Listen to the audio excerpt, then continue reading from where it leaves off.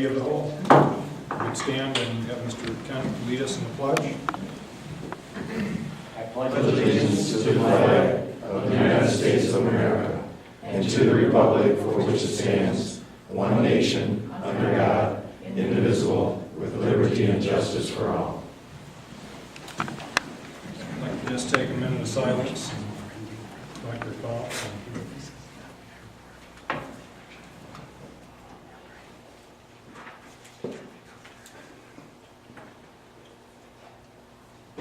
With that,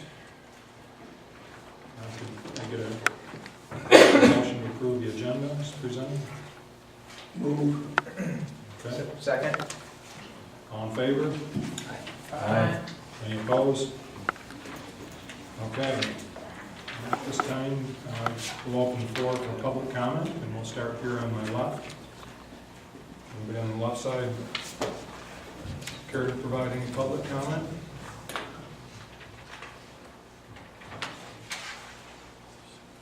Okay, how about the back of the room, Mr. Root?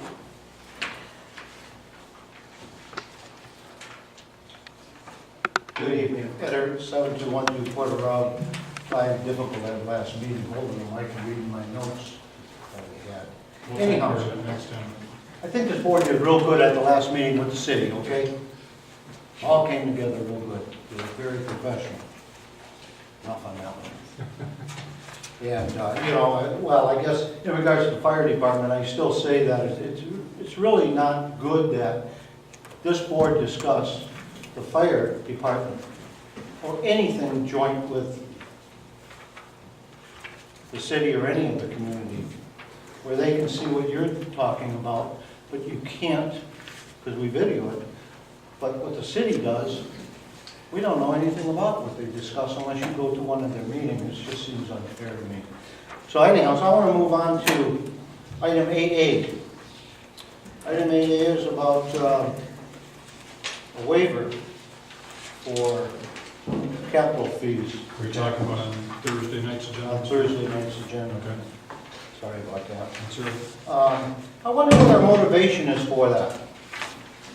What motivates us to want to waive capital fees, and also in a low-income area, if you read the letter that goes along with it, why do we want to use community block grant fund money to hook people up to city water?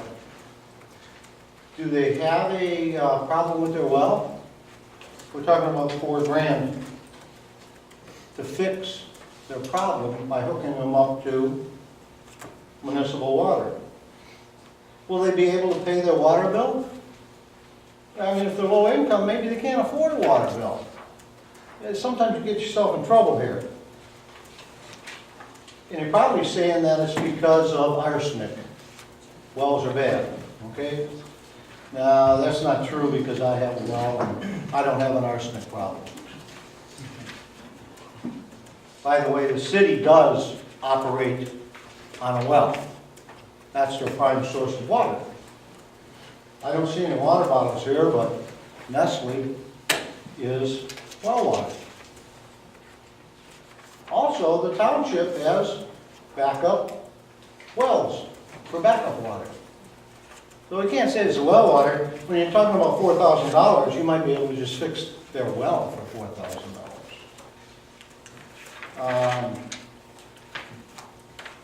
We have to be careful of what we do, because we could be actually harming people. Maybe they can't afford it. Maybe when we get in their homes, we're going to find out that we're going to have to condemn them. So let's be careful with what we're doing. And also, if it's low income, do we have landlords in the area? Are we subsidizing someone's portfolio? Just things for thought before we go ahead and say, we're going to help people because we could be harming them. We may be doing the wrong thing. We may be thinking we're doing good, but... And when we talked about capital fees, waiving them, I remember when Dan Potter sat in here, we did a study many years ago, we were paying like $200 for tapping fees.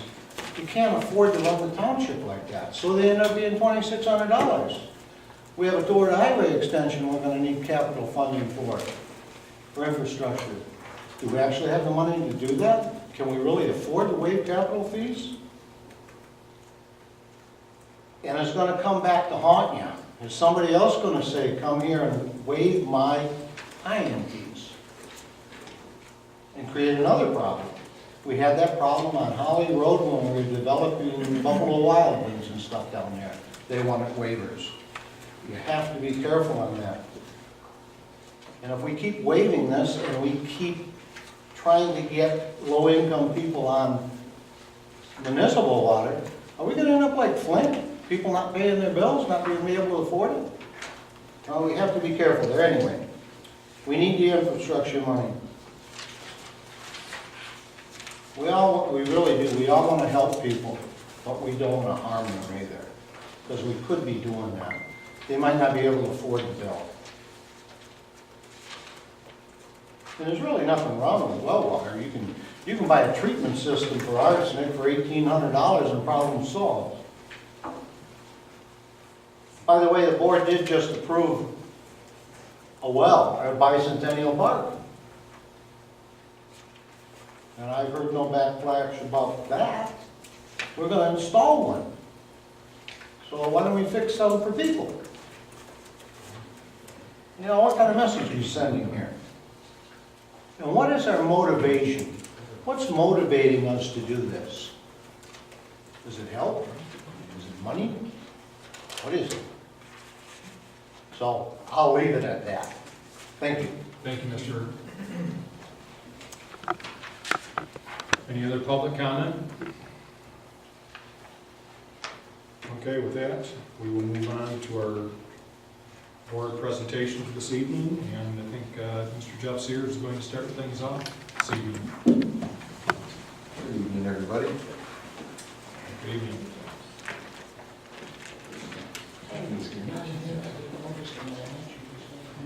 We thought you were going to be able to wow us with our new technology.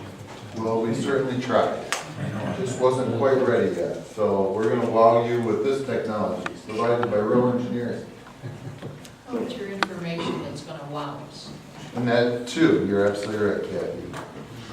Good evening, everybody. Tonight I will be presenting on, it'll actually be a joint presentation. I'll start out on Department of Public Works operations, and then I'm going to lead it off, lend it off to Real Engineering and Potter Consulting, and they're going to talk a little about our capital needs and our accomplishments in the past.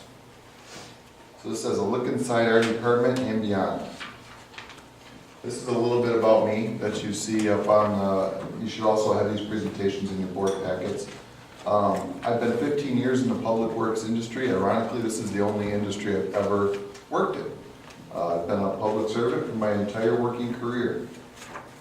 6 years in a supervisory role. I started out as a DPW director in Lake Orion. That's where I first took a managerial role. I have a bachelor's degree in public administration. I'm certified in several different concentrations you see listed there. I'm also a S1 water operator, which is the highest available license in the state of Michigan. Our community is an S2 water license community, which is a step lower. So we went a little bit above what they require, which several of my employees in the department also have that qualification. I was born and raised in Grand Blanc Township, and I currently live here in Grand Blanc Township, and I'm raising my family. So it's something I'm quite proud of, to be part of the community that I work for. Our employees are highly trained in the field of water and sewer operations and public works. We have several long-running employees with us with a lot of years of seniority that are very valuable to our community and our department. They know our community well and our infrastructure. We're very lucky to have them. Between all the employees in the Department of Public Works, we have over 200 years of cumulative experience in the water and sewer industry, which is pretty good. We have a list here of what my department consists of, 16 employees, including myself. I have an assistant director of public works, who's our construction manager, our infrastructure manager, and he also manages our technology systems like SCADA. We have 2 full-time clerical employees. We currently have 1 part-time clerical employee who helps as in a receptionist role. I have 9 water and sewer technicians, 2 mechanics, full-time mechanics. We also have 4 seasonal helpers, and of course, Rowe Engineering and Potter Consulting contribute a great deal to our department, and they help us out quite a bit, and they'll tell you a little bit more about that in just a few minutes. This is just a list of the employees and their years of service and what their titles are. What we do, before and all, we're a water and sewer department, and that's an important concept to remember while you're here on the board, because we do a lot more than that, but really what you should focus on is that we are a water and sewer department. We have an extensive infrastructure, and that's our main responsibility, is to take care of that and deliver safe services to our residents and businesses. Ironically, there's also a list here of what we also do: snow removal operations on 100 plus miles of roads. That's 100 plus miles of subdivision streets throughout the township. So that's what we do during the winter time. That's why it takes us a day, 2 days sometimes to clear all the subdivision streets. We also do building and ground maintenance on all of the township campuses. That includes here at Township Hall, fire stations, cemeteries, the Perry House, anywhere else that we're needed on township-owned properties. Cemetery maintenance, we have 3 cemeteries: Perry McFarland, which is on Maple Road. No, I'm sorry, Perry McFarland is on Perry Road across from the Perry House. Maple Gibson is on Maple Road. No, Hill Road. thank you. Sorry, Kathy's setting me straight. And Oakwood Cemetery is nestled off of McCandlish on a street off of McCandlish. Right off of McCandlish, just when you turn right off of Saginaw Street. It's the name's not clicking for me. Dennis lives across the street from it, you should know. We're not telling where that was. Leech Lane, there you go. Leach. We also commonly provide mutual aid to other agencies. We've helped out the city of Grand Blanc, the city of Burton, and they help us out vice versa. So, and then vehicle and equipment maintenance. We maintain all the police cars and all the DPW equipment, and we keep our mechanics very busy. The future of our DPW. Technology in our industry is advancing very quickly. Just as soon as your computer is outdated at home, something's outdated in my department. That's why you see a lot of requests to spend money from me, because we're constantly having to keep up with the times. And I'm proud to say that we are keeping up with it. We have a state-of-the-art SCADA system. Just 2 years ago, we spent $250,000 to revamp our SCADA system. I highlighted here a little bit on the presentation. We have 24/7 monitoring of our water and sewer system. We know that there's a problem before our residents even realize there's an issue. It gives us invaluable data on the performance of our system, so that if there's an issue, we can fix it immediately. We can interpret the data, and it'll send us to where we need to be.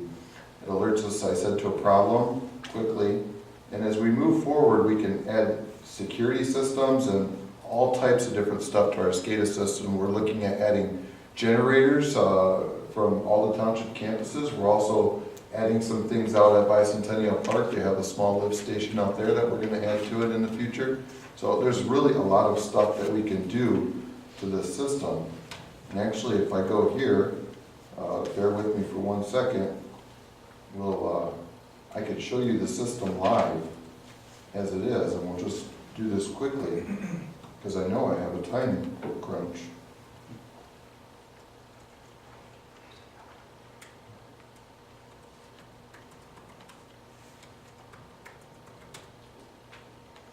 What's your password? I hate my job.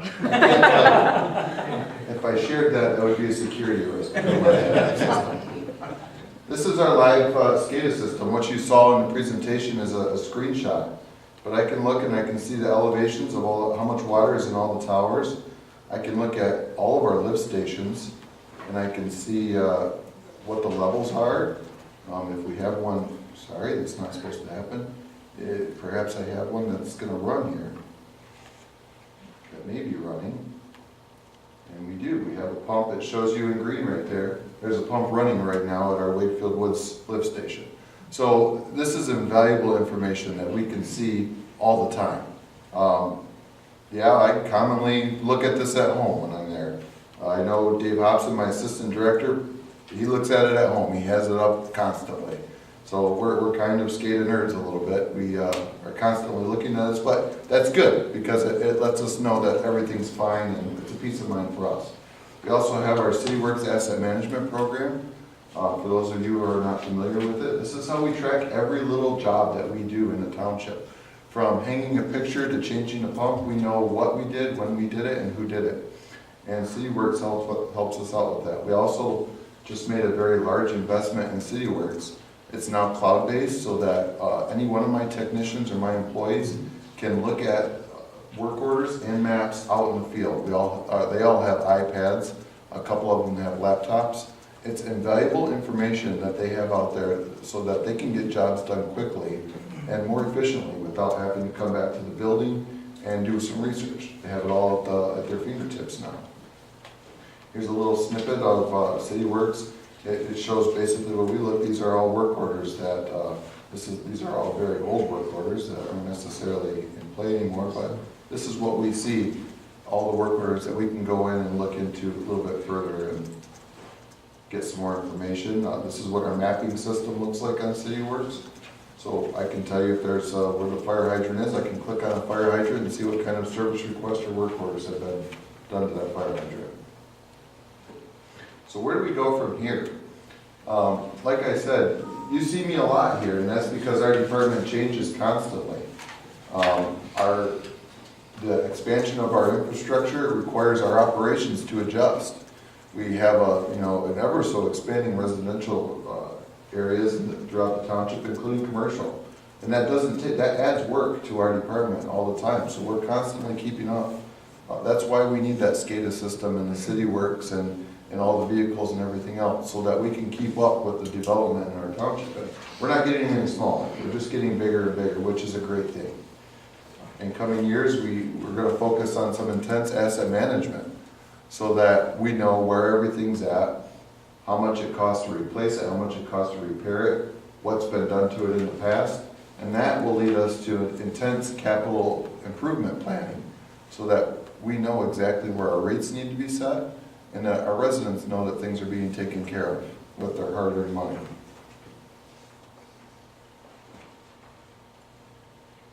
So what's next for our DPW? Driverless snow plows. Not really, but I thought this was funny. This is an actual news article out of Canada. They're engineering these things right now, so you never know what kind of crazy requests I'll come up with next. Probably not right for our township, but I just thought that was kind of a funny article when I saw it. Can we ask a question of you, John? Sure. One of the things that I just wondered is, can you talk a little bit about benefits of expanding our water customer base? You know, what, if there's an area that we wanted to put water in or that we're looking at it, how does it benefit the township or the rest of us that are already on water to add more customers to that? Absolutely. I mean, it's not a for-profit venture. Absolutely not. I'm not going to sugarcoat anything. I'm in the business to sell water to residents. That's what we're here for. We have good quality, clean drinking water. Although some people don't have issues with their wells, we do live in the arsenic belt in Michigan. Some people may not have an issue, but 5 doors down, they may have a really high concentration of arsenic. And you can filter all that, and you can, make the water drinkable and safe, but some people just have water quality issues with their wells. There's rust, there's iron, there's everything else. Public water is valuable to people. It's safe and it's reliable. In our system, increasing the customers means increasing water quality and efficiency in our system. If you look at the city of Flint, they have a big problem there, and their problem is that their water system is too big for their customer base. We have a luxury here where our water system fits our township, so adding customers to that just improves it for other people. You talk about rates. The more customers we have, the more evenly we can spread those rates out amongst township residents. So, I'm not going to say one day that could be a rate reduction, but it could prevent increases. in the future. The more people that are paying, the better off we'll be. We're pretty fortunate in the township. We have very few customers that just don't pay their township water bills. And what do not get paid, we get paid through property taxes to Genesee County. So we're fortunate, for sure. So it does enhance the system for all. Absolutely. By adding more. Absolutely. The more customers we have, the more efficient our water system will be, for sure. And I think we're looking at a few of those We are. in studying that. We are. We've been looking at Village Green subdivision, which is currently looking at repaving their roads. And we were recently talking about installing water in that subdivision, adding the customers, bringing the availability of clean drinking water to them at the very least. And it just helps everybody out. It helps the township out and all the residents in the long run. Are there communities where people, and I know you're not a real estate expert, but Right. you're in the water business, but I guess the question that I have, maybe, it's just a question to put out there for a future answer, but you wonder if there's people that stay away from certain communities because the water, we see it in Flint, obviously, people Sure. stay away from Flint because of the water, but Sure. in more rural areas where, hey, the water's bad, they don't have city water, Oh, or absolutely. expense, Absolutely. or that There's- subdivision. There's a lot of people that have already had municipal water that won't move to an area that doesn't have it, 100%. Yes. Through you, Mr. Chairman. When I think of mutual aid, I think of the fire department, police department, but can you give me an example of mutual aid for DPW? Sharing equipment, sharing materials, borrowing people in some cases. Now granted, it's not as big here in Grand Blanc as it is in other communities, but we do it. Well, let me just give you an example. Sure. I'm not opposed to mutual aid, Right. but since I've been back on the board in 2010 to today, I can't think of one incident with our major water line breaks, our emergencies that we've had, that county or any other department helped us with anything, so. Right. But are we doing that on a frequent basis with? No. It's far and few between, Clark, to be honest with you. I can give you a couple examples. Last winter, the city of Burton had several, or the winter before last, the city of Burton had several water lines, home services that froze. We have a thawing machine, they didn't have one, so they borrowed it. Fair enough. And to reverse that a little bit, we had a water main break on Hill Road this spring. We didn't have a clamp big enough to fix the break itself, so we called Genesee County and they loaned us a clamp and we replaced it. So it's in-kind, types of things. It doesn't happen very often, but it's something that I definitely am not opposed to engaging with. It's kind of like I'll scratch your back if you scratch mine. If I'm getting nothing back from it, Yes. then we'll talk. But, I think it's definitely something that brings our communities closer together if we can all help Like I each said, other. I'm not opposed to it, I just want to make sure that it's not a Absolutely. one-way street, right? Yeah, it's not something that happens all the time by any means. Once a year, maybe. Good question. Mr. Chair, Yes, Mr. Massey? I have a question. Sure. Does the system measure the water usage per household per hour? Our FlexNet system, we have a FlexNet, and I didn't talk about that in here. We have a FlexNet meter reading system, which we're actually in the process of upgrading to. The water meters do measure our water consumption every hour. We can store that data right now for up to 2 months. So 2 months from yesterday, I can go back and look and see how much water you were using every hour, yes. And that's only in 100 cubic feet increments. I can't see it down to the gallon. So every time you use 70 gallons of water, I can see that you use 70 gallons of water, but I can't go any lower than that. Why? That's just what our meters read. They read in 100 cubic feet. That's the increment they read in. Is that because that's the system, that's part of the system you chose to purchase? That's just the water meters. That's how they work. They either read in gallons or cubic feet, and most of them all read in 100 increment. They don't go any lower. So the system reads from the water meter? Correct. Our system calls on the water meters and gets the reading from them.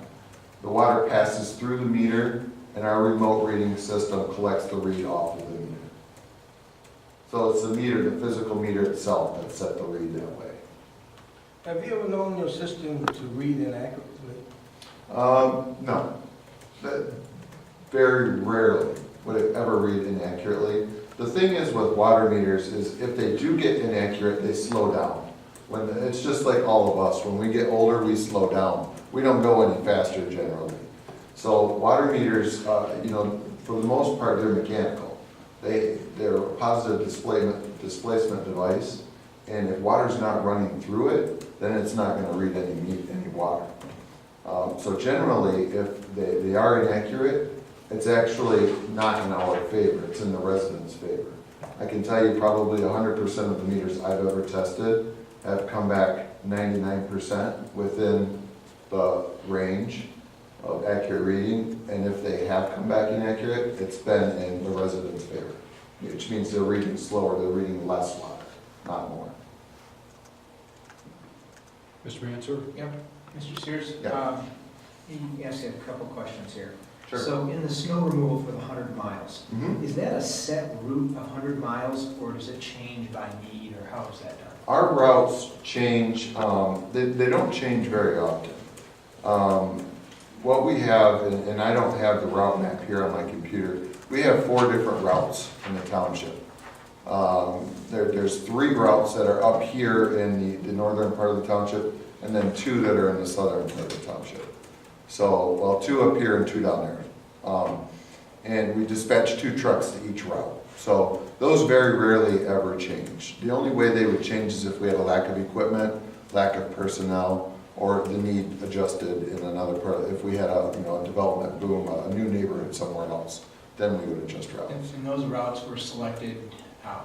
By GIS. The GIS people, they distribute the miles and the subdivisions throughout the township. Okay.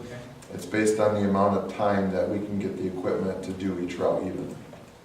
And the 3 cemeteries that you mentioned, are those owned by the township? Correct. And are they active? Are there more spaces there? Or is it They just are. maintenance? They're all. We all have available spaces in all of them. They're not real active. We might do 5 burials a year. This year we've had a few more than in the past couple of years, but they're not very active at all. Are you aware, is there some kind of a fund that There is. maintenance fees and things from? We have a perpetual care fund Okay. that they don't have very much money in them. I can tell you the cemeteries are mostly maintained through general fund dollars and not the perpetual care dollars. Because that money should really be set aside for later on down the road in case we got into the need for it. But yes, there is perpetual care funds for each cemetery. Jeff, it might be good if you explained how we came to own those cemeteries, how that works. Sure. Each one of the cemeteries, I mean, the township didn't build them or open them, we inherited all of them. So it could have been a cemetery board at one time or a church or something that stopped maintaining them or couldn't maintain them anymore. And when cemeteries go belly up, it's usually the local municipality that has to take over. And sometimes it's not our choice. Sometimes it's done by the state of Michigan. I don't think any of our cemeteries are like that. I think the township board voted to take all 3 of our cemeteries that we have. I see Clerk Lane has her hand up, so she could probably. Right, the clerk handles the cemeteries as well. And what happened years ago is there have been like 5 generations of families that have taken care of the 3 cemeteries we have. And they got down to a point where now their children, grandchildren, great-grandchildren have moved away and they're not up to taking care of it. So they came to the board, turned over their funds and asked for the township to take over the operation of the 3 cemeteries. The one thing that we do right with the cemeteries is we keep the operating cost minimal by contracting out the mowing and contracting out the interments. The costs really are minimal. Most of that cost is passed on to the person that's opening or closing the grave or buying the grave, but it really is minimal, and we do a really good job with that. Okay, the SCADA. in your materials there, you talked about features and functions, adding enhancements to the system's features, functions. Is that the new equipment, adding new equipment to it that you spoke about, or is there something else? Yeah, no, there's a lot that we can do to it, that we can add new equipment to it. The biggest thing that we can do as SCADA is there's so much data that's available to us that just recently we were able to interpret some data and find out that a pump wasn't running as efficiently as it should be. So we were able to pull the pump and find out that it was plugged up. If we hadn't seen that data, we would have never known that the pump wasn't running like it should be, and it would have burnt up in no time. So is the evaluation of those additional features, cost benefit, is that in your plans going forward? Is that- Absolutely, absolutely. It helps us out tremendously with our future planning. It shows us where our deficiencies are in our system so that we can, make improvements where we need. So in the next year or two, we'll see some proposals for additional funding to those enhancements, and you'll kind of bring back Absolutely, benefits. yes. Okay, in terms of asset management, another part of it, you're working to increase the amount of assets that are in the program. How would you characterize it now in terms of, are you 50% of the way there, 80? I mean, how would you, and when would you get to whatever you consider, maybe not 100%, but, Right. So I would say we're just starting with it right now. And on a side note, Roe and Potter have been working on asset management for our SRF loan program, but it's not a DPW-wide asset management program. I would say right now, we're in pretty good shape with our GIS system that we have, and the finance department has assets recorded really well also. I'm just beginning to work with the finance department on taking what they have as far as inventory and enhancing that, going through it, getting rid of what we don't have anymore, and then organizing it. So that the first step is knowing what we have. And then from there, we can prioritize our capital needs. I would say we're just starting. I couldn't give you a percentage. It's gonna be, a year or 2 years before we're done with it, for sure. In the near future, you will see an asset management policy come to the township board for you to adopt. It holds us accountable. If there's a policy and procedure, that we're gonna continue it that way. And let me just ask one more Sure. topic, going back to the beginning of this. In the beginning, you're responsible for water and Sanitary sewer.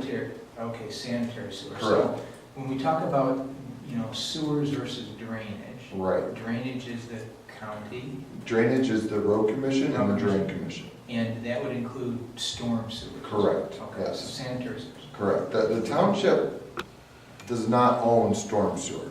I gotta be careful with that, because there are a couple little pieces throughout the township that we have installed. And whenever a problem comes up, the road commission will say, that's not ours, that's yours. And I scratch my head a little bit, and then they somehow produce some kind of paperwork that says, look, you installed this back in 1967. So, and we maintain it. There's not much of that at all. But we only deal with sanitary sewer in the DPW. Thank you. No problem. Okay, any other questions Just- before we go on? If I could you provide, by the next board meeting, not Thursday, but 2 weeks, those particular incidents that you just cited for Storm sewer? storm sewer? Yeah, I I'd like to can know the try and see. location and how that came about. It may take a little bit of research. It may take me more than a couple of weeks to find them. Okay, all. whenever, don't make it a priority, Sure, but I would like to see those identified and just some language behind how it got that way. Yeah, I can Is that the definitely. storm sewer? Yes. Storm sewer, okay. Portion, yeah. All right. Absolutely. I know of a couple of them at least, but yeah, I can definitely do that. And, approximate length of them, are they 1,000 feet or 200 feet? Yeah, You know. absolutely. Will do. Thanks. Thank you. Okay. Any more questions for me?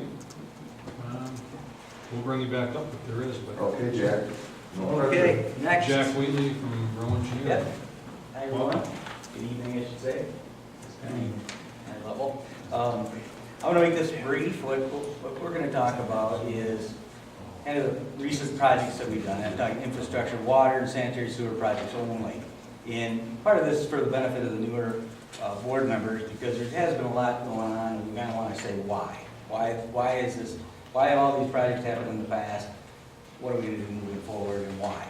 So, back in the early 2000s, about the time when we were brought on, the township, there was the township that made the decision they want to be a premier community. That means premier place to live, a premier place to start a business, industry, whatever. They wanted to have a premier community, and a big part of that is the water and sewer infrastructure. If you don't have water and sewer infrastructure, it's hard to get into. So with that, water consultant and ourselves put together, did some sewer and water master planning for the township, and that was around 2003, 2004. Out of that, of course, comes improvements, plans for improvements. Those improvements were all based on what we would call a build out for the township. So we didn't want to be, putting in any pipe or replacing any pipe more than once. So anything that was called out for capital improvement in these plans was set up for build out of the township, which meant all the vacant areas that were around the township, most of those in this case were in the southern portion of the township. We looked at the current zoning and future land use plan, and based on those numbers, we designed the sizing of the pipe. Our consultant did the modeling for that, and it comes out with the size of pipe, gives us the capacity on the sewer side and the flows and stuff on the water side. So with that, it shows some improvements that need to be done throughout the township. And those are done typically based on growth. So as you know, in the last 15 years, this township has grown quite a bit. Matter of fact, I think in the decade before the recession, 2008 or 2010, it grew like 30%, with huge numbers compared to the rest of this area. So with that came a lot of need for infrastructure to make sure we're remaining a premier community. So this map, we gave you two maps tonight. This is the one for recent, what I call recent projects, which is 2005 to current, basically. Dan's going to talk about the other map that we gave you, which is future projects, okay? So in this, I'm not going to go through all the projects one by one, but I just want to show you, the types of projects that were done here. I'm trying to do the touch screen thing, which I don't see will work. So there were backup wells, there were some water looping projects, there were your booster pumps. You have a couple major booster pumps, Embry Road and Vassar Road, major upgrades to those booster pump stations. And then the Baldwin Road water tower was built during that process too. And again, most of that was to push water and work on your pressure systems down into the area that was growing the most in the township, was typically in the southern half of the township. Also, during that time frame, we looked at pump stations. We got a lot of pump stations. They're a pain to maintain, they're expensive to replace, so which ones we can get rid of completely? So there were some studies done in terms of replacing those pump stations with gravity sewers, and we've done, we've replaced so far 4 pump stations, and as you know, right now we're looking at 2 more that we're looking to replace with gravity sewers. So this map is something that, the newer folks can ponder and take a look at of some of the projects that are done. This map has both water in red and sewer in green on it, so it's kind of a combination of those two main infrastructure items. And at the bottom of that map is a list of, in red, the water projects, and in green, the sewer. Some other projects that have been going on that are what we call infiltration and inflow removal out of the sanitary sewer. So that's removing that storm sewer water out of the sanitary sewer. Because things like footing drain and cracked pipes and some catch basins being tied to sanitary sewer are bad. Overload the system. We don't want that water in there. So there has been a system-wide I&I, we call it I&I, infiltration and inflow removal system that's been going on for the past probably 20 years here at the township, which has helped. And that's also a critical part to your asset management plan, is that process. So you guys have been doing a really nice job keeping up. It's been pretty much, from all this development that you've had, Genesis and stuff that's been going on, it's been pretty seamless.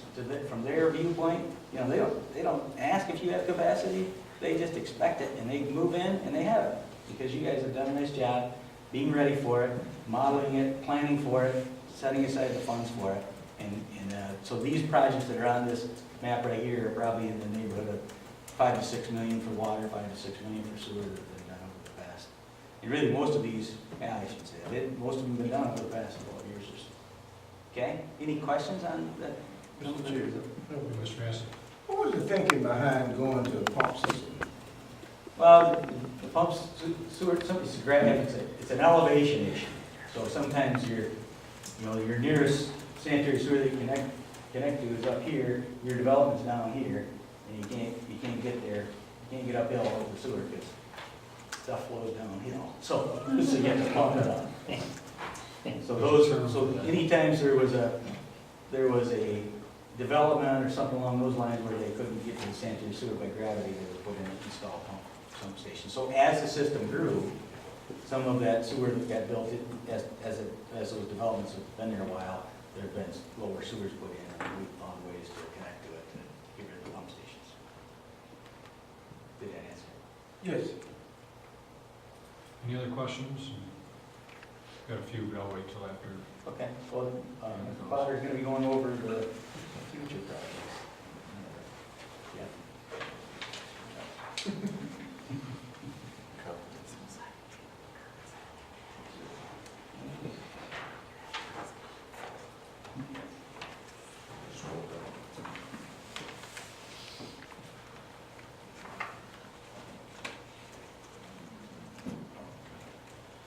So as Jack said, in 2003, we modeled the entire sanitary sewer system and water system for the complete build out of the township and put cost estimates to all those projects. The sewer projects totaled 34 projects and about $65 million. The water projects were about 24 projects and a total of about $60 million. And then, as part of that process, we went through a financial process that would, how do we pay for that kind of infrastructure, 120 million roughly.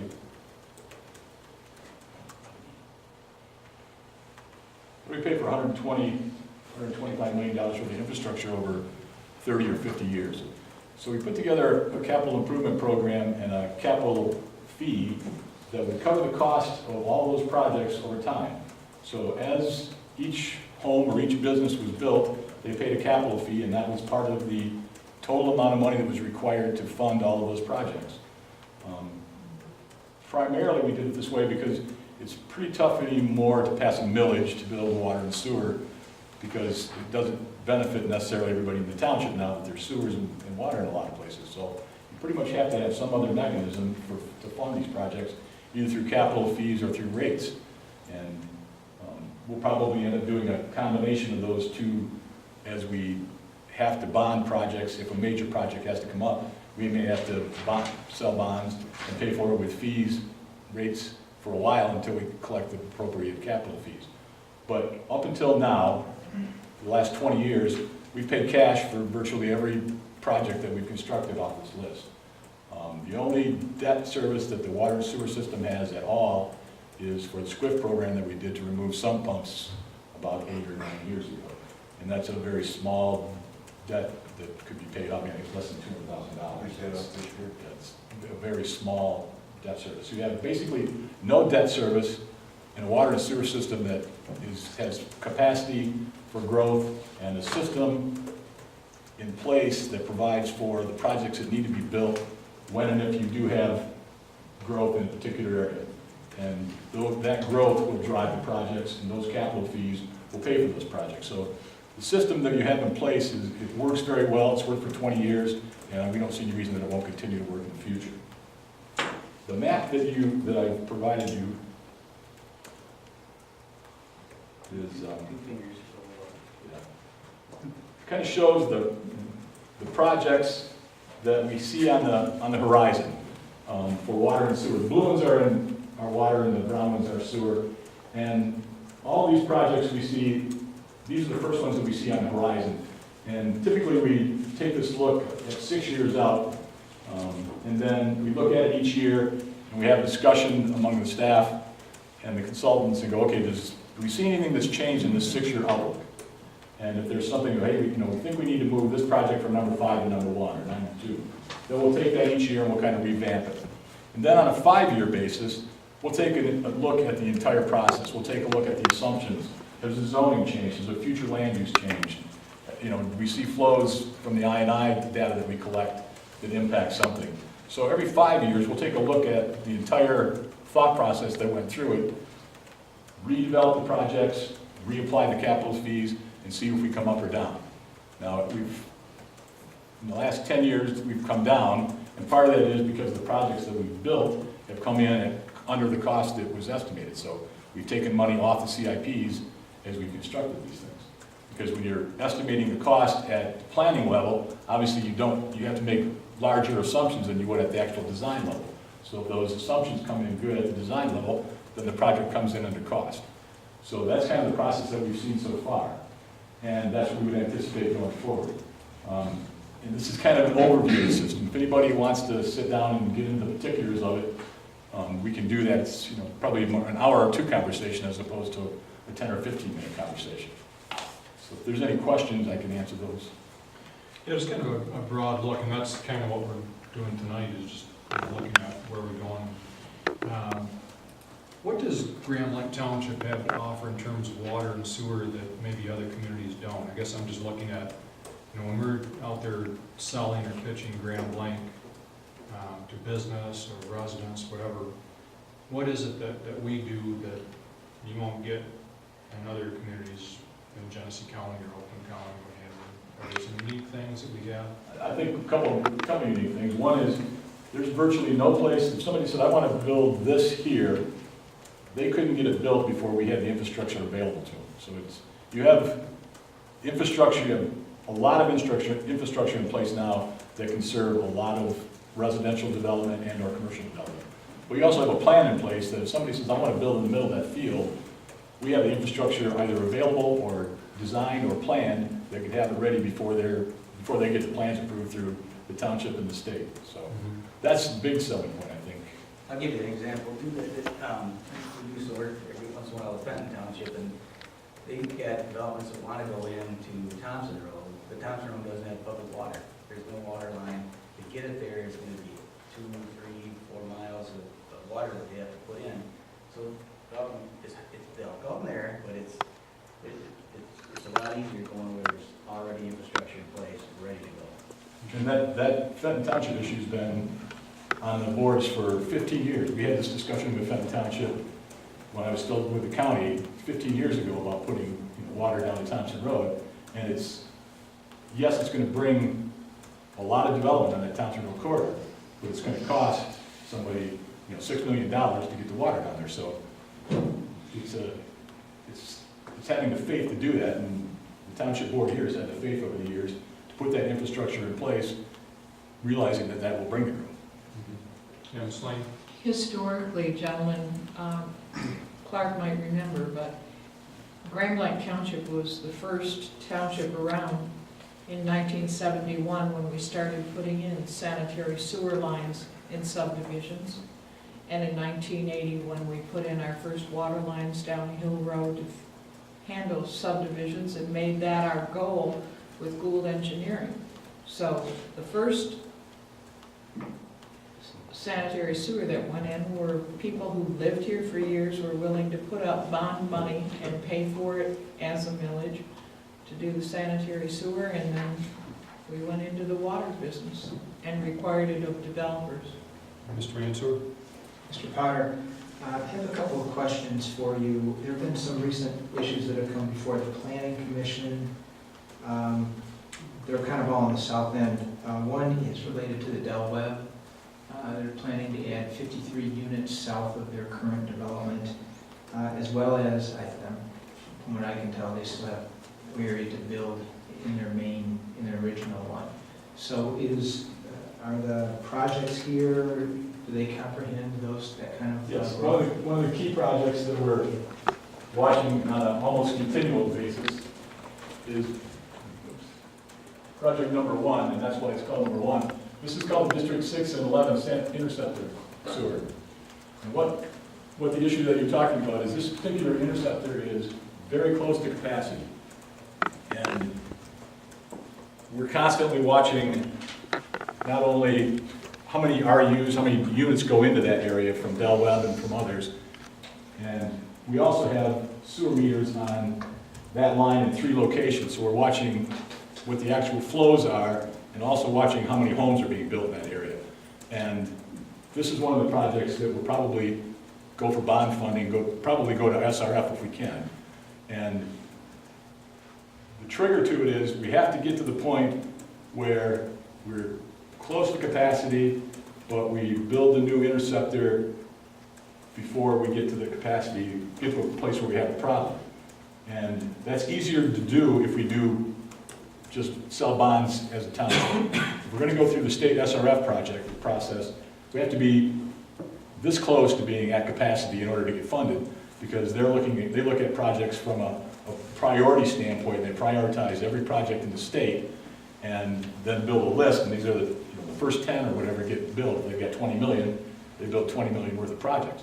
So you have to slip in at the right time, at the right spot with your growth in order to get that funding. And it's the difference of 2.5% interest on $8 or $9 million that project is versus 4% on that much money, and that's easily $500,000 probably or thereabouts.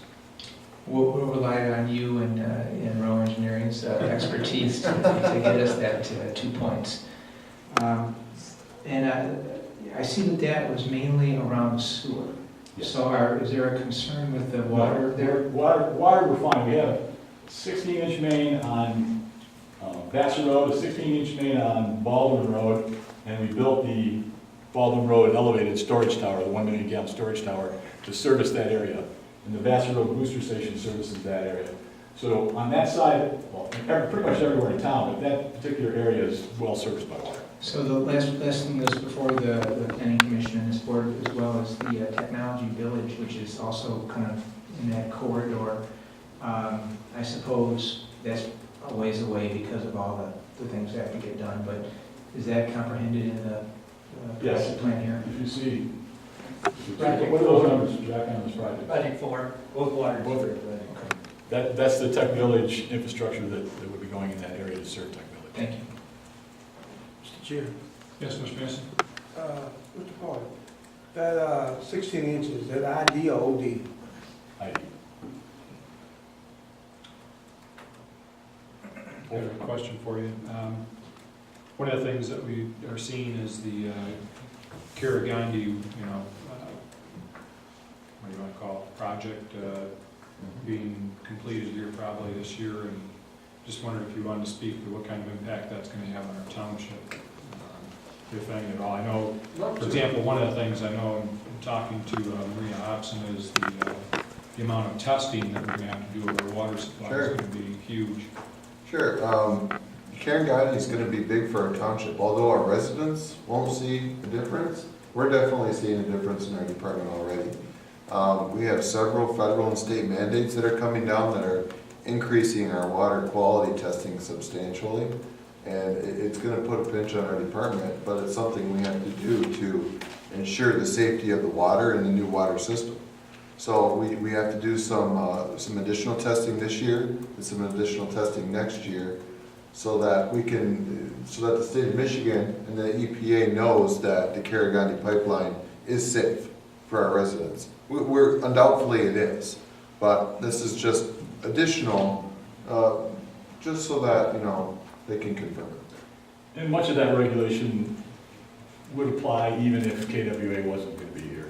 I mean, that's primarily fall off from the Flint situation. Correct. And communities throughout Michigan are going to see all of their water quality sampling increase. You're going to be seeing a raft of rules coming down regarding lead and copper in particular, and water quality monitoring for the entire state, the entire nation for that matter. So KWA may appear to be part of the driving force, but the primary driving force is the situation in Flint. Anybody else have another question? I have a question, Mr. Chair. Yes, go ahead. You're speaking about KWA. How is the water tested?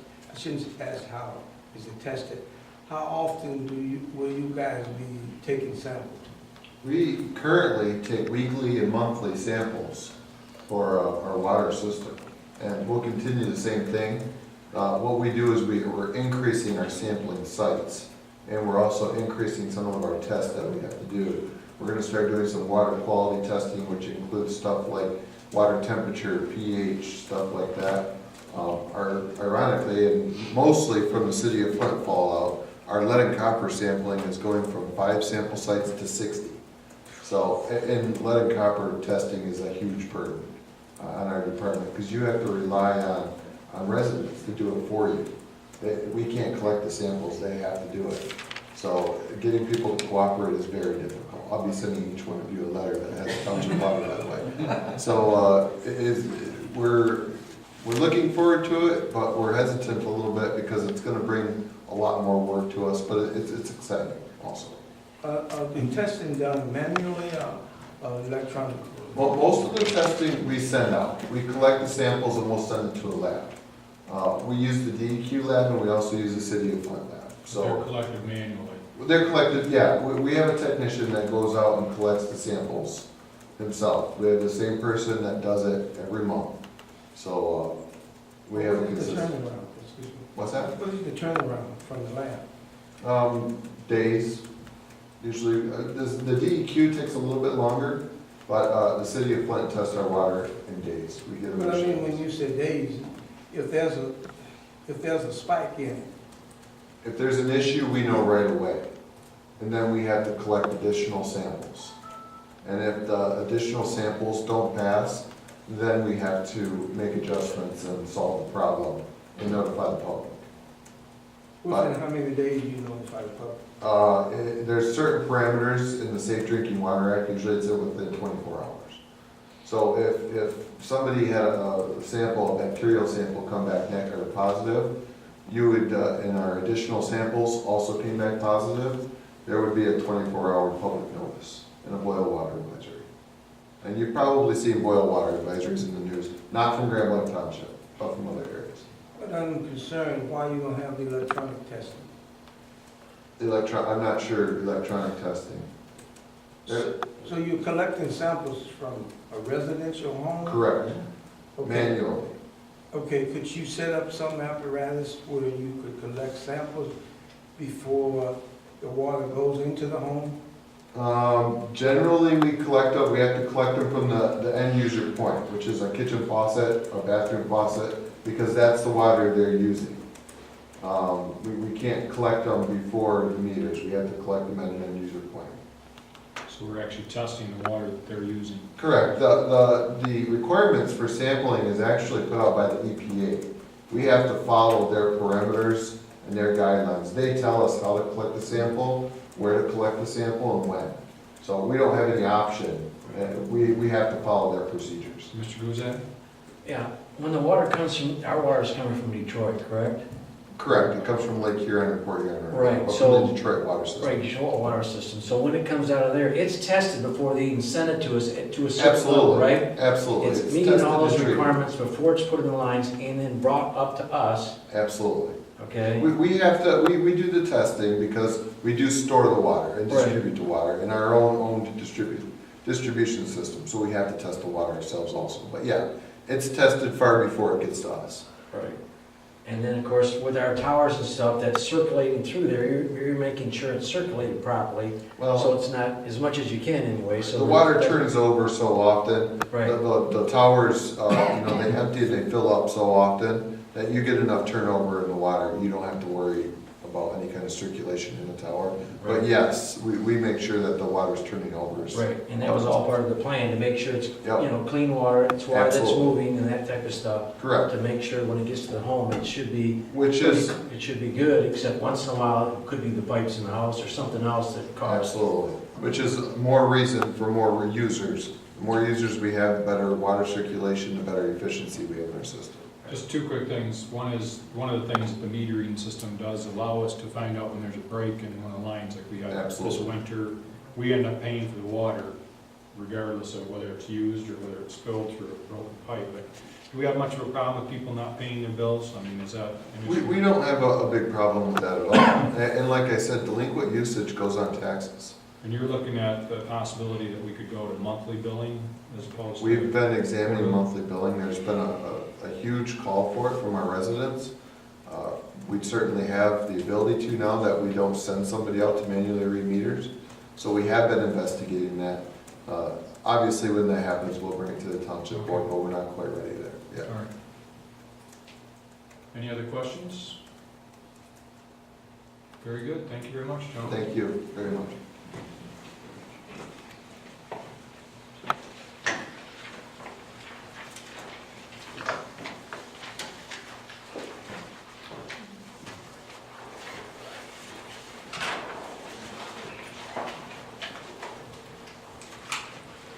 With that, we'll move on to item 5 on our agenda for this evening, which is a priority request for action from our police chief. And I'd like to invite our police chief Wiles to talk to us a little bit about the issue that we're having here. Sure. Good evening. First of all, let me apologize. Excuse me, I know this isn't the preferred method to conduct business in the township on short notice. I mistakenly looked at the wrong date and thought I had another 2 weeks to get the potential vehicles in, but the deadline is the 11th, which is Thursday. So thank you for the consideration and the request.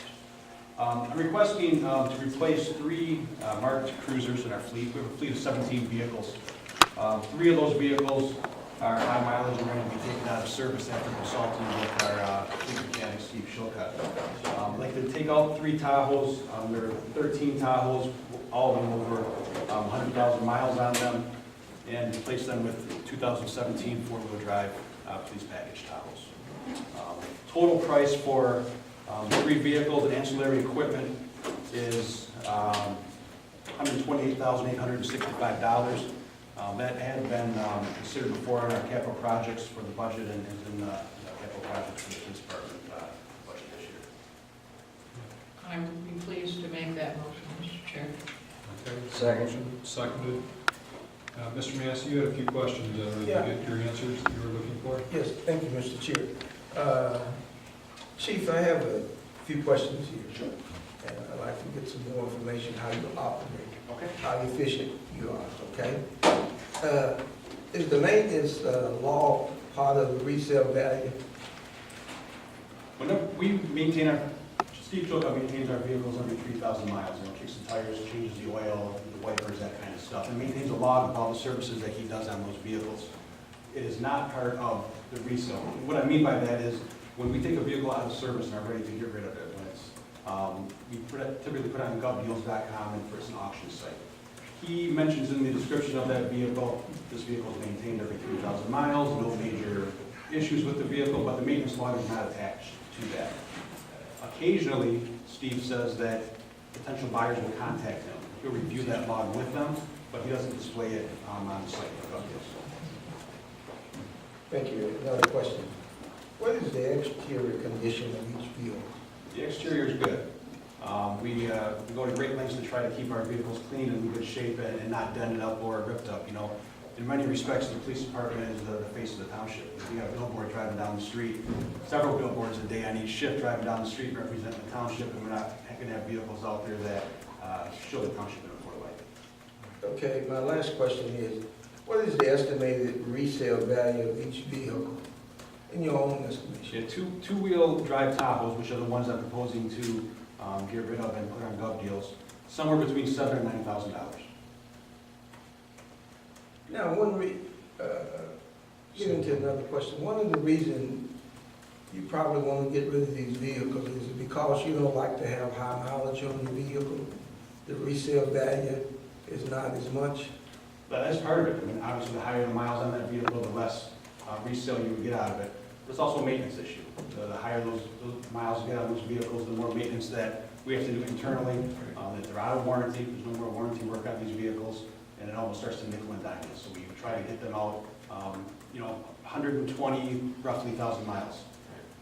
Chief, we have an asset management plan as well, right, for replacing vehicles, so I mean, we don't just do it Correct. spur of the moment. We've got a plan for when we're replacing. Correct, and that really kicked off last year. We kind of put this plan in motion, and following the vision of last year's plan and replacing these vehicles this year, yes. Earl or Mr. Buzak? And I think part of that vision is the safety of our township officers as well as the public, as well as the downtime. So our mechanics can fix anything, but we don't need a police officer out there with a vehicle down when they're trying to do some service work and, to help to protect the public. So it's a safety issue, in my opinion, to have that vehicle, at a higher state. Okay. Any other questions? All those in favor? Aye. Any opposed? Okay, unanimous. Thank you. All right, thank you, Chief. Now moving to the review of our Township Board agenda for Thursday meeting on the 11th. And we'll have the consent agenda items, which I don't know if we need to go through any of those at this point. The future positioning, we'll talk a bit more about fire. Do we want to recap any of that this evening, Mr. Lingda? I think, we went through the exercise where we put together the topics that each board member is going to champion a cause as we move forward, and we still have to finalize that. But I think because of the joint meeting that the board and the city just had at our last meeting, our last get-together, I think that the offshoot from that meeting is probably where we need to spend a little bit of time, and I think for preparing us for how we're going to move forward before that next June 26th meeting. We'll need some direction from the board, what you'd like us to research, and where you'd like us to go. Well, one of the things, as Mr. Lehman mentioned, I had a meeting, that, the idea of maybe we broach this at the joint meeting as having a task force, and I still think that maybe moving forward with having maybe some smaller task force, I think is what we're talking about, maybe a couple of us to meet with the city to talk about, capital expenditures, talk about, future needs in terms of growth and that sort of thing in our city and townships. It's going to be topical as well, and I'm sure Chief Burdett will be able to weigh in on it on Thursday to assist the board, but he and Carl will be attending the city's meeting tomorrow evening, and they'll be providing some information as well as they do to follow up, and I know Bob's there is going to be prepared to answer some of their questions that he's going to provide in advance. So I think what he finds out maybe will be helpful from the city's meeting, be able to provide us some feedback on Thursday's meeting as well. Yes, Ms. Lane? That reminded me, Mr. Lehman, Mr. Burdett doesn't have a copy of my joint minutes, which I have sent to both the mayor and the city manager so that they could share them with the city council. But I'm sorry, I didn't think of you, Chief. So I'll have to send that to you, so you know what they said. And the city manager did acknowledge getting them and was satisfied with the minutes I sent her, so. Okay. Yes, Mr. Mansur. Supervisor, Clerk Lane, is there a copy of the April 13th executive session? Yes, there is, I just printed the wrong one. Okay. So there's the one for everybody to look at Yeah, tonight and the yeah. next one. If you want to pass it down, I'm sure Mr. Massey's signed off on that. Whoops, sorry. Okay, anything else on our meeting that we have on the future position? Okay, moving on to item 7, zoning issues. Developer presentations, ZC number 649, 5081 Genesee Road, the APC Tower. It was tabled from April 13th and 25th. And so anyways, we're going to consider the Planning Commission's recommendation to conditionally rezone a 3-acre portion of PID 12-02-100-011 R3 to LDM to allow a wireless communication facility to be located in the northeast corner of the parcel with frontage on Maple Road. Mr. Laddie? Mr. Chairman, I don't have anything to add, but we do have tonight in the audience Mr. LaBelle and Mr. Callaway representing the applicants. And if the board has any questions for them, I think they'd be happy to entertain them. Okay. Did you have any information you wanted to share with us? Or? We weren't going to add anything. We actually just wanted, because it was tabled for the board to provide an additional opportunity to consider things in the event that something came up during that time period. We had thought we would be here tonight to try to address that and advance the actual meeting. Okay. We did receive some correspondence that's in the packet for our board members. Anybody have any additional comments? Otherwise, And just to summarize that, We'll have a motion and report. yeah, they primarily dealt with some additional inquiries or additional feedback from folks in the area. And Mr. Massey had indicated that he would like some additional time to explore that and to consider that, and I think he was able to do that.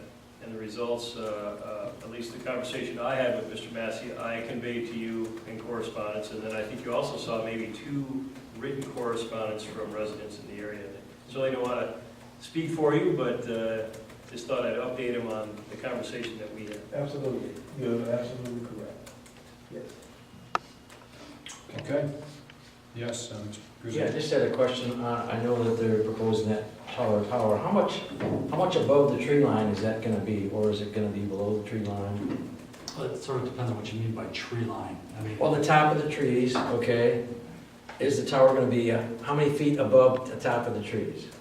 I would say those trees there are 80 feet tall, so you're going to be looking at a tower that's going to be... I'm sorry, I couldn't hear you. I'm sorry, the trees there are probably 80 feet tall, so you're going to be looking at a tower that's significantly above that. It's going to be... Yeah, because we're gonna be at 195, right?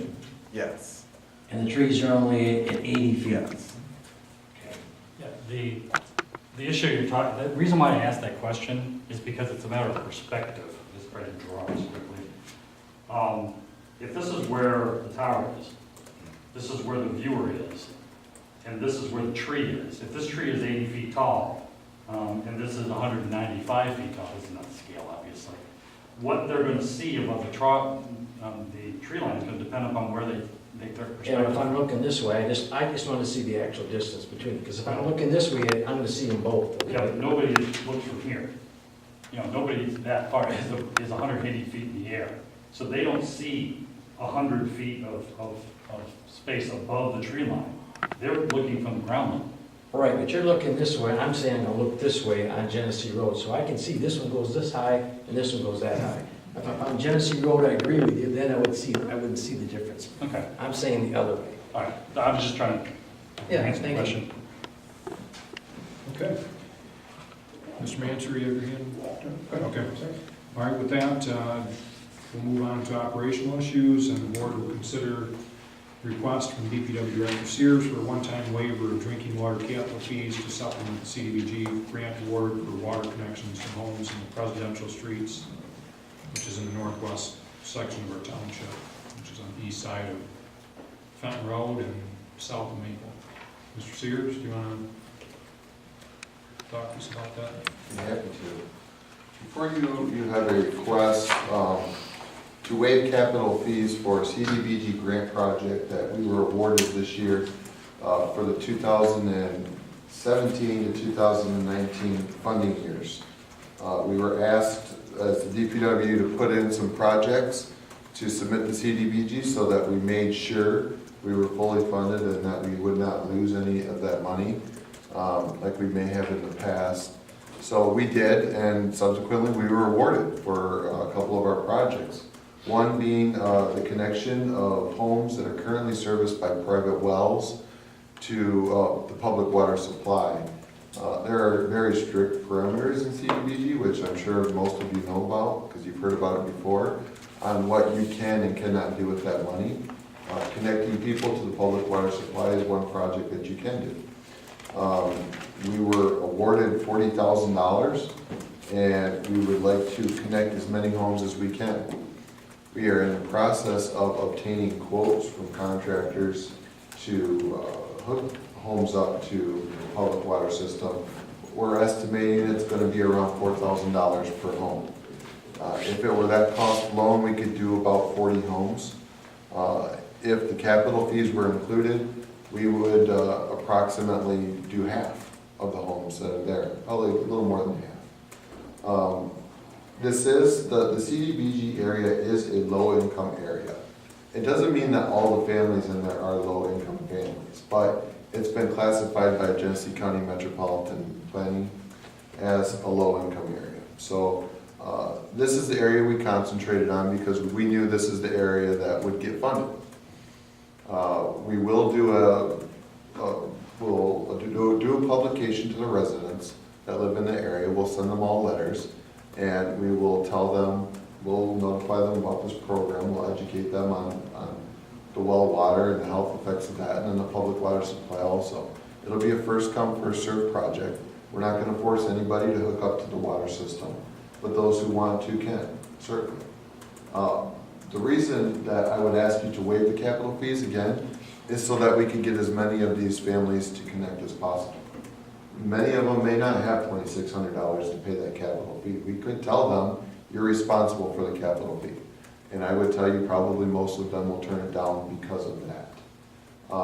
But if it were virtually a little to no cost to them, we'll get some takers from that. I know of a couple people that live over in the area that wish they could hook up to it, but they just can't. So they will have to pay for the water meter and the remote meter reader. But other than that, this program would be free to them. Mr. Sears, the water line goes down their street currently. Correct. Which was installed with CDBG money several years ago. Okay. And we're looking at first come, first serve as Right. opposed to getting into needs-based, or what have you, which then also leads to other problems that Right. then we have to become a judge and jury on You're whether absolutely it's needing or not. These funds can only be used in areas like this. We probably wouldn't have been awarded them if. Right, if we had gone outside Yeah. this district, we probably would have not gotten funding.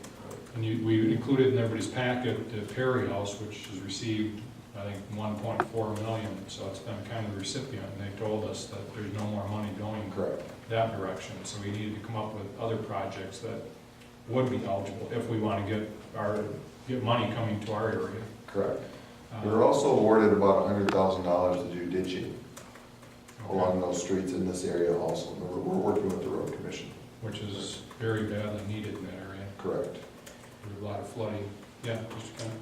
Yeah, through you, I got about 3 questions here. I share Mr. Ertz's concern. How would we discern whether these are renters or owners? Even though the community or the area, the block qualified, right? There could be some non-owner occupied homes in there, correct? I mean, there probably is, most likely, right? So through you to Mr. Laddie, I would not want to be waiving a capital fee for a renter, a home that's being occupied by a renter. Well, I see some other hands, but we traditionally have been very reluctant to waive our capital fees for the reasons that we heard during the presentation, that nearly everybody who comes to us wants us to discount or waive the fees. This is, in my opinion, this is an unusual situation because this area qualified for these particular block grant funds. And with that, we have a pretty significant separation or a distinction between somebody that's just coming asking us for a discount or somebody that's trying to say that it's an economic hardship for them to participate with the capital fee. This is a limited circumstance for, again, the qualification for the contribution from CDBG, but along with that really clear line of separation is that we're not going to know who's actually going to benefit from this. It could be landlords, it could be a corporation, but however that block got identified or that section of the township got identified to be eligible for CDBG funds, I think we're going to have to rely on that distinction and not drill down too deep as far as whether or not there's an individual benefit, an LLC benefit, or whatever. Okay, with that, then number 2 would be, if we're only going to, okay, let's, under your scenario, if we waive that, we can do about half of the 119 homes. We just start on Saginaw Street and we move in until we reach 60 homes? Or how are we going to determine where the half of those homes are coming from? I would send letters to all of the homes, to all those that are eligible on those streets, and it would be a first come, first serve basis. So let them choose whether they want to do it under this Absolutely. The program. first 40 or 50 people that contact. So we could be skipping homes, skipping 3 homes? We very well could be. Okay. And there are, like the memo outlines, there are, sporadic homes that are already connected. And the last question then, Mr. Laddie, you're thinking this kind of falls under the hardship thing? So we're not setting a precedence here with this waiver? No, yeah, we're not examining an individual economic circumstance. We're Okay. saying that because it's been identified as CDBG eligible, Yes. then that's our only criterion for this. Okay. And everything else, we will not grant exceptions to our capital fees, except under this very unusual circumstance where we have a governmental agency willing to give us money to offer this relief. Okay, thank you. Ms. Lane and then Mr. Bouzet. Mr. Liney, I guess I would direct my question to you. It would be rather, it is simple to determine owner, renter in any of those streets. Would it be appropriate when we're saying first come, first serve to be making a determination that the ones we serve are owners? I think that the more that you deviate from that overall classification, the more difficulty you're going to have. The more you tailor this situation to an ownership status or a need criteria, you're going to find yourself heading down a slippery slope very quickly. I know that the idea of having a rush to the starting line is a little bit rough for people, but I don't think you want to get yourselves in a situation where you're starting to analyze the economic or moral benefits of waiving a capital fee under any circumstance, including this. And so it's not a perfect solution, but it's as fair as you can get without compromising the whole foundation of your capital fees, which, as we heard tonight, are extremely important for us to maintain that integrity.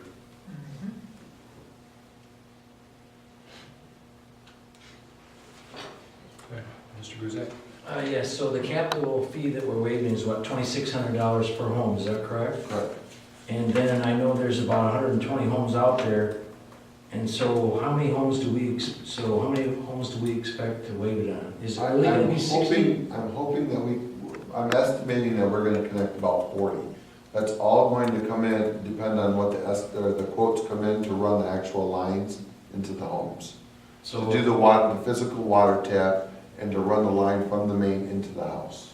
So how is that affected? If the cost is too high, that's why it's coming down? Well, that cost is gonna, we can only fit so many homes. If it's $5,000 per home, it's gonna be less than 40 homes. So what's the total amount that we're gonna budget are giving away? I know we've got 40,000 from them. What's our total budget that you're trying to hit to? It's gonna depend on, we're not spending, my department's not spending any money over.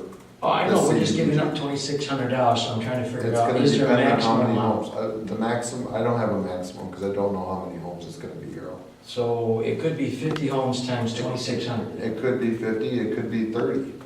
That's what Absolutely. we were talking about, we thought it was only gonna be 10 homes, so we were. That was with the capital fees included in the CDBG funding.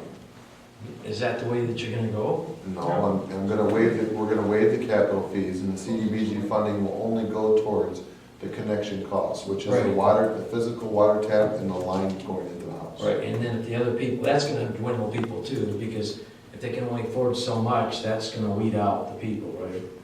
So potentially, we could have up 50 or 60 homes times We $2,600 should, yes. that we would not receive. Correct. Okay. And there's no way to put an amendment that says it has to be at owner occupied, right? Well, you could do that, but again, you're starting to knock the legs out of your capital fee foundation. Except it still would have, it would still be based on the capital grants. I mean, that's a big thing right there. I It's don't- based on a neighborhood that's already. I don't want to get away from the public health problem also. There's a lot of research from the county health department that there's a public health issue with drinking water wells. Right. In this whole area. So even though it may be a tenant-landlord situation, that tenant's still drinking from that well. So, Okay. yes, the landlord will benefit from the waiver of the capital fee, but the people living in that house may be better off. Right. No, and we only have to look a few miles to the north to see the issue with, Absolutely, clean water and the need for that. absolutely. Mr. Yes, Supervisor, Mr. Mansur. 2 points. First, you're not suggesting, are you, Mr. Sears, that the residents in that area with their well water is not safe for them to drink? Absolutely not, no. And in reference to the north of there, I believe all those people in the city of Flint were hooked up to public water Absolutely. system. You're absolutely And right. that did in Right. fact cause the issue. You're I mean, absolutely that right. didn't cause the issue, You're right. but that Resolve allowed the it to infiltrate their house and the safety of their drinking water. Correct. Yeah, Correct. Thank you. very good points. Any other questions? Okay, thank you very much. No problem.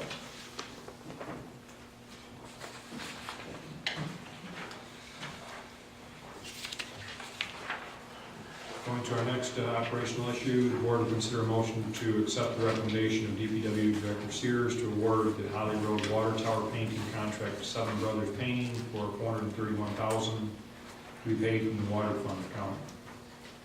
Anybody have any questions? You received the information in your packet. One Yes, question, Mr. Mr. Sears. Just out of curiosity, are there other people that were quoted in this, Seven Brothers or L&T located in the township? They are not. We don't have any commercial painting companies that do this type of work in Genesee County at all, actually. Thank you. Yep.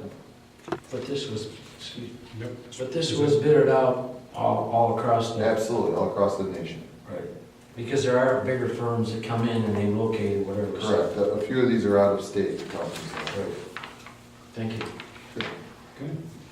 Item C, the board will consider a motion to approve the request from DPW Director Sears to order 120 East Jordan 6BR fire hydrant conversion kits from Ferguson Waterworks for an amount not to exceed $32,042.40 from the account, and authorize the township superintendent to execute all related purchase orders. Any questions? You got information in your packet on that as well? Question, Mr. Mansur? Mr. Sears. What is I'm curious, what's the purpose of the conversion? What does it do? The conversion kit, it's like an update. It's like an update to your computer. It's an update to the fire hydrant. So with everything, they improved the model on the fire hydrant from a 5BR to a 6BR. And it has to do with the seal kit that's on the very bottom of the hydrant that stops the water from coming up into it.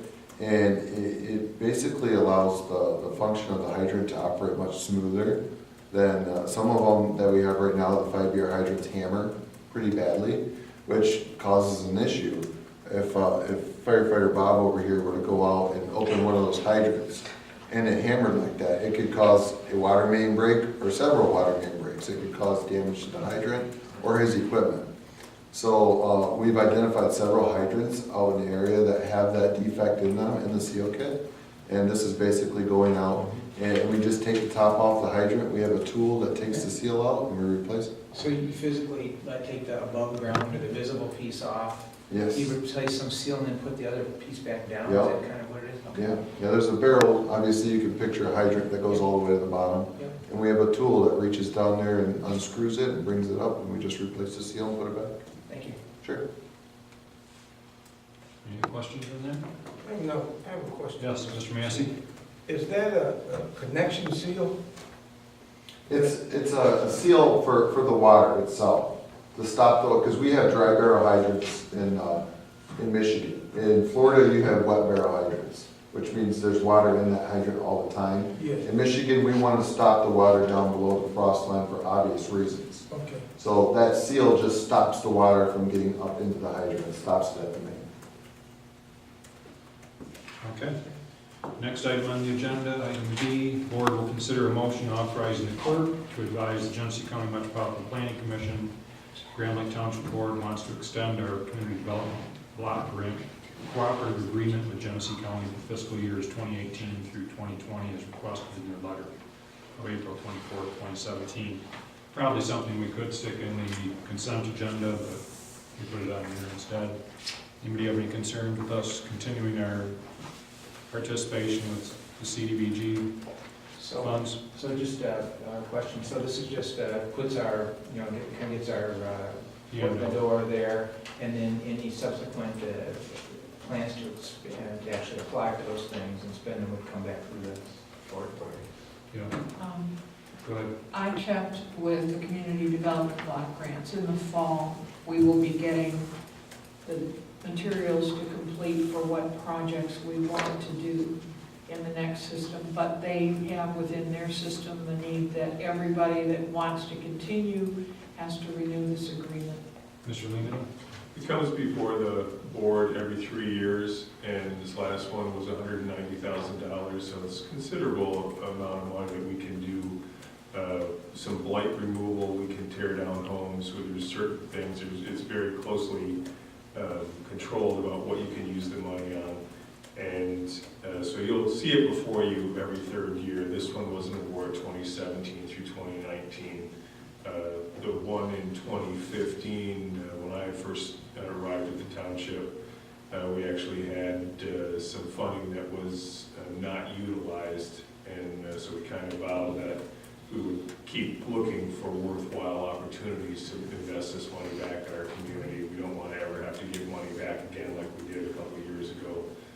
So we're trying to find more creative ways, but there's a whole variety. Like when it comes up, Trustee Mansour, the board will be presented with an entire list, and we ask in the community is, let's identify blight from the building department. We ask the DPW where some critical needs are.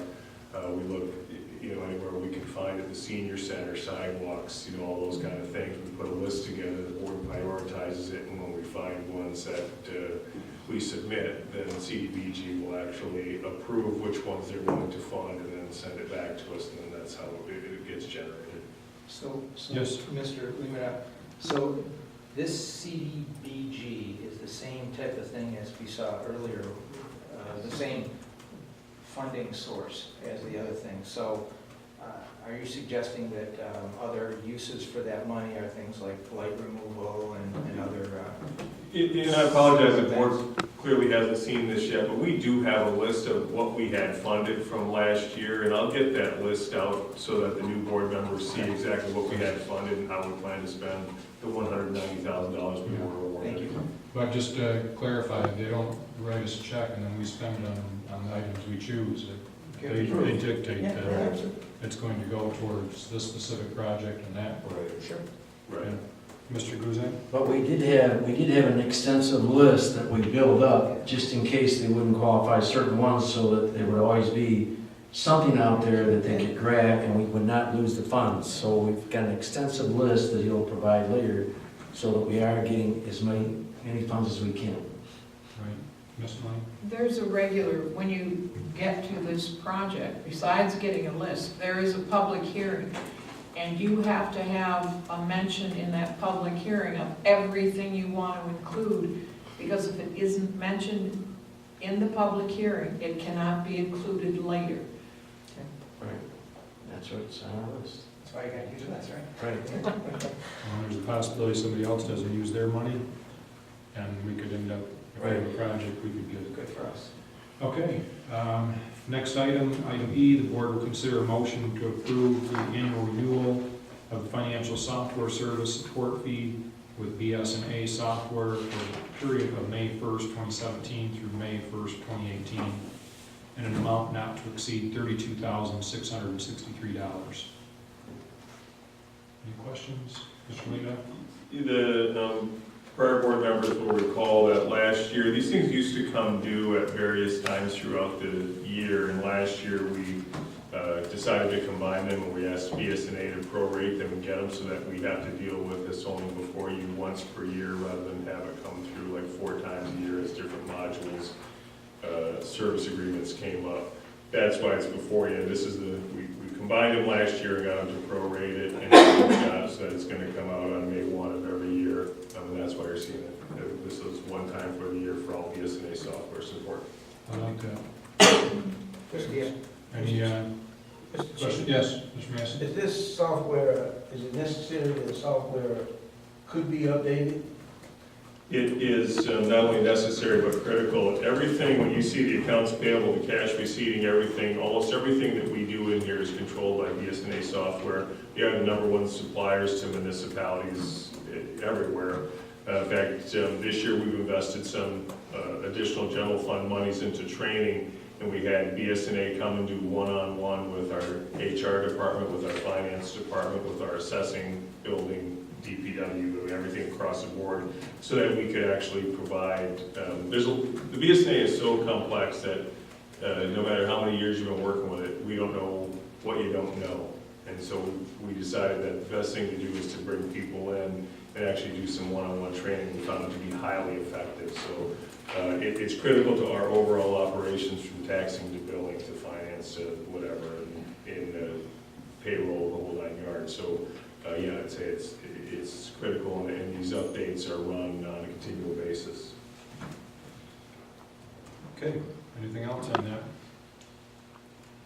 All right, so we've gone through Thursday agenda, and gone through the Tuesday agenda. Anything else that we need to discuss this evening, Mr. Randall? I don't have anything that I've got before me now. Okay, I make a motion to adjourn. all in favor? Aye. Any opposed? All right, thank you very much.